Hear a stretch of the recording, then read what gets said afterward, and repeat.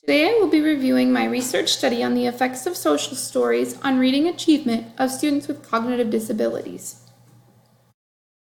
Hi, I'm Bailey Nielsen. I'm a graduate student at Morningside University. I'm also an elementary level 2-3 special education teacher at West Harrison Schools. I serve students with cognitive disabilities and provide them specially designed instruction. There is a large gap of students who are not meeting reading proficiency, specifically students with a cognitive disability. There is a lack of learning intervention supports for students with cognitive disabilities. I believe that instilling independence and knowledge of social stories into adolescents with cognitive disabilities who may need supports remains a challenging factor for many educators. There's limited exploration on effective instructional strategies for all students with cognitive disabilities. I chose this topic because I believe myself and other special education teachers have a difficult time finding resources and interventions that are deemed successful and consistent for students with cognitive disabilities.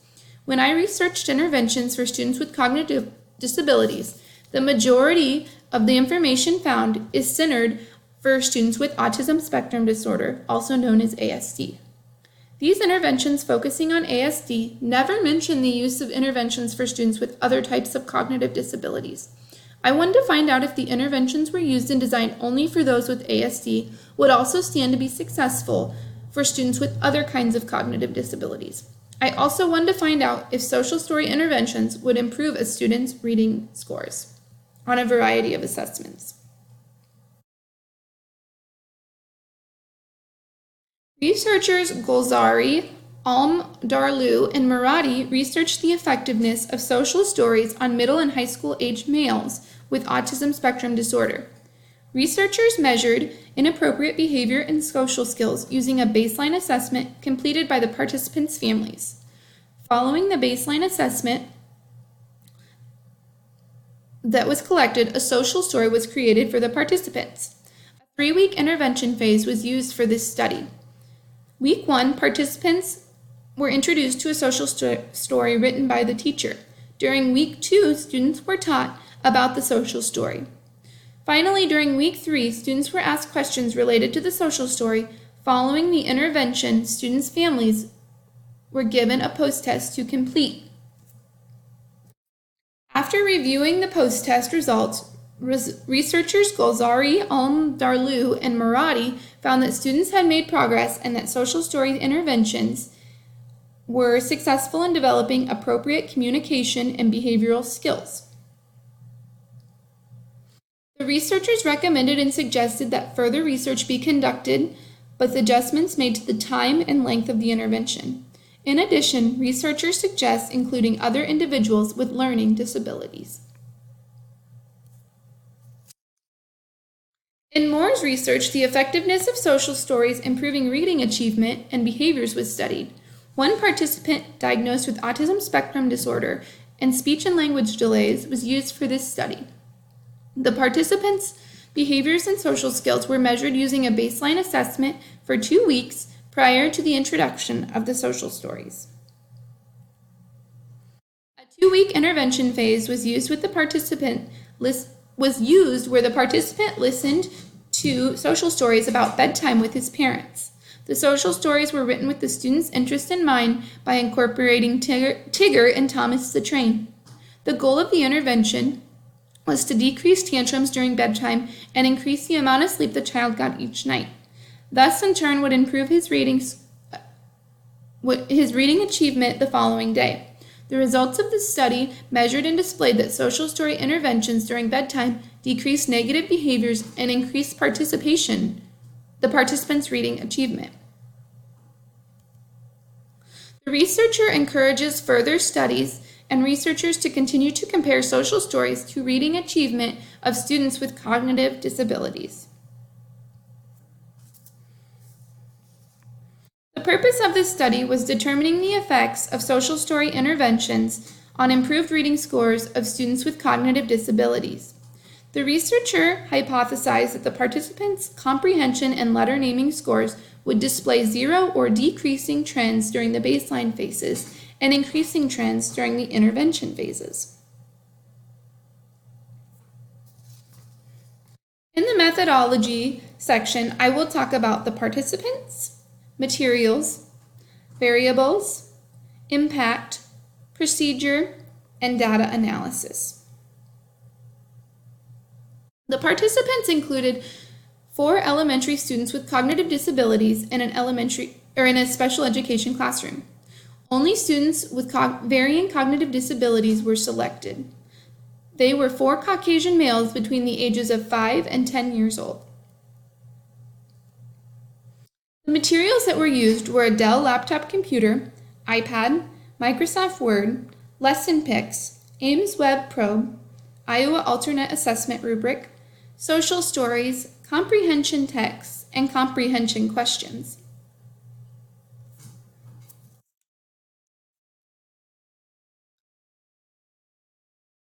The research variables include the independent variable of social stories. The dependent variables are letter knowledge measured using the Ames Web letter identification probe, and reading comprehension measured using the alternate assessment comprehension scale. Possible impacts of the research includes the results of this study can be used to help educators improve reading skills as well as teach social and behavioral skills to students with cognitive disabilities. My work as an educator will be impacted by whether or not I find a way to improve students' reading skills by using interventions such as social stories and how I select social skills in the future. A qualitative study with an AB research design was used. The instruction happened every Monday, Wednesday, and Friday for 12 weeks total. Participants were assessed each Friday with the Ames Web letter naming probe and Iowa Alternate Assessment rubric for comprehension questions. A 3-week baseline phase was used, followed by a 3-week intervention phase. Another 3-week baseline phase was used, followed by a final 3-week intervention phase. For the first baseline phase, participants participated in a 10-minute one-on-one reading lesson. The first 5 minutes of the lesson consisted of letter naming and sound practice with flashcards. The final 5 minutes consisted of a short story read aloud, a series of 3 comprehension questions, including who were the characters, where did the story take place, and what was the problem were asked. The students' responses were marked on a checklist. The intervention phase consisted of a one-on-one lesson for 10 minutes. Each week of the intervention phase, a different social skill was taught using a social story. During week 4, greetings were presented to the participant. The first 5 minutes of the lesson was teaching the content and presenting the social story. The final 5 minutes was for the student to retell the social story. During week 5, asking for help was taught using the same procedure as week 4. Finally, during week 6, listening skills were taught. Another 3-week baseline phase was used with lessons 3 times per week for 10 minutes a day, teaching letter names and sounds and comprehension questions. During the final intervention phase, the social stories were again taught using the same procedure as weeks 4, 5, and 6. There was evidence of moderate reliability and predictive validity for the Ames Web letter naming fluency assessment. The reliability of the instrument had a reported Cron-Bach's alpha of 0.88 median for internal consistency and a coefficient range of 0.72 to 0.076 for predicted validity. The data analysis showed that participants were assessed observationally using rubrics. Rubrics were used to progress monitor growth. Progress was monitored every week, and data was analyzed at the conclusion of the 12-week intervention. Next, we will talk about the results.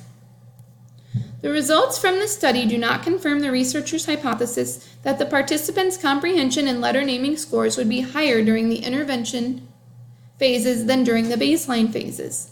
The results were inconclusive on both comprehension and letter naming assessments. Not all participants displayed 0 or decreasing trends during the baseline phase and increasing trends during the intervention phase. While some participants displayed a 0 or decreasing trend during one baseline phase and an increasing trend during the one phase, it was not consistent in the other baseline and intervention phases. Also, some participants showed zero or decreasing trends on one assessment, but not on both. Here you can see in the table the 4 participants' scores for the comprehension assessment over the 12-week period. While the table shows increases in student scores, they are not consistent for baseline and intervention phases.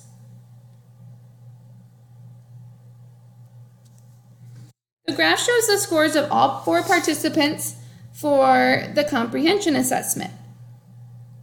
The graph does a better job at showing the zero or decreasing trends during the baseline phases and the increasing trends during the intervention phases.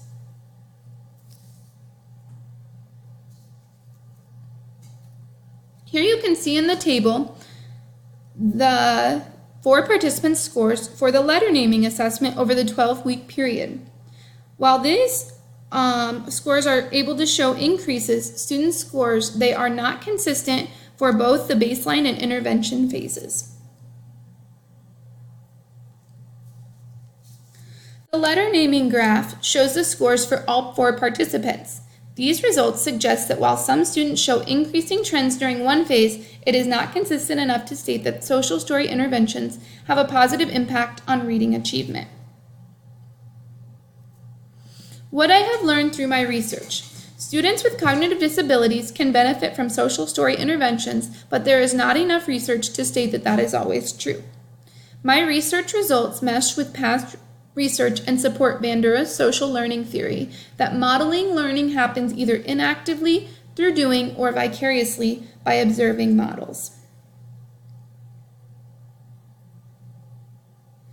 Social stories positively impact students' learning as the participants are better able to understand what the researcher is asking of them and how to respond to questions.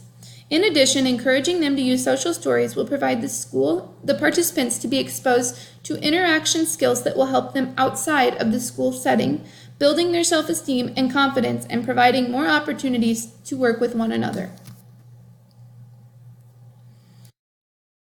Teachers are positively impacted by social stories as they should use social stories to impact their own learning and teaching. It will provide them with the resources to teach social skills to students with cognitive disabilities other than ASD. Additionally, they use social stories.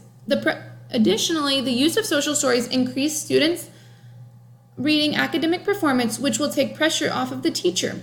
Social stories helped to create less disruptive behaviors in the school setting and provide more time for learning in the classroom. Due to a lack of studies, there is minimal research on teaching interventions for teachers related to teaching social skills to students with a variety of types of cognitive disabilities. This study now shows educators some data related to social stories that they can use within their special education and general education classrooms. The use of social stories positively impacts parents as they should use social stories in their own home to teach their children. Parents and teachers can collaborate and create additional learning opportunities for students in their own home environments. By doing this, the learning techniques used at home and at school will be very consistent, helping the students to become more successful.